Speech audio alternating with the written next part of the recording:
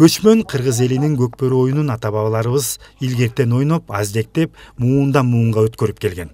Бул кылымга арткан салттуулай Иркутск облусунда азыркы тапта жашаган кыргыздын кыйын жигиттери ата мекенден алыс жүргөндөрүнө карабастан улакчылардын топторун түзүп, майрам же ири иш-чараларда гана эмес, дүйшөмбө күндөрү чогула калышып, ат үстүндө оюн ойноп, черлерин жазып турушат.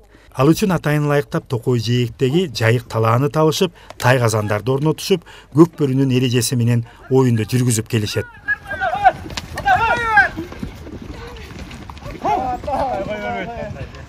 Иркутск калаасында жашаган жаш жигиттер жана ошондой эле биздин улуу аксакалдар баштарын бириктирип, мынакей өзүңүздөр көрүп аткандай эле кылымдарды караткан кыргыздын оюн, окада салтын унутпай ойноп келишет. Тактап айтканда, мынакей аркамда жигиттер ат минишип улак тартыш оюну жүрүп турган учуру. Бул жердеги улакчы мырзалар Орусиянын ар аймактарын кыдырышып, атайын көкбөрүгө ылайыктуу жылкыларды издешип, ыңгайлуусун кымбатына карабай сатып алышып, өздөрү таптап, багып даярдашат. Мындай улуттук оюнга болгон кызыгууну, сыйды Кыргызстанда да көп көрө бербейсиң. Чындыгында укканды таң калтырып кубандырат. Ушу улак мен билгенден бери 2015-16 бери болуп катышып болуп келатат улак.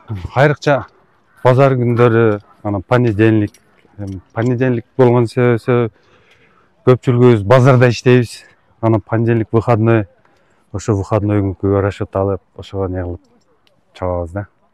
Дөлөтбек Абсаматов Сузактын Кара Алма айылынан. Иркутскиге келгенине 10 жылдан ашып, ошол мезгилден бери ат жалына улак тартып, чимилилте ойноп, чеберлиги менен көргөндү таң калтырат.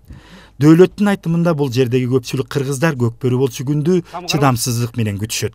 Себеби оюн менен бир катарда чер жазыша, сүйлөшүп, мекенге болгон сагынычты таркатып, бул жакта төрөлүп өсүп келе жаткан жаш муунга улак тартуу менен тилибизди, маданиятыбызды унутта калтырбай үйрөтүүгө мүмкүнчүлүк түзүлөт.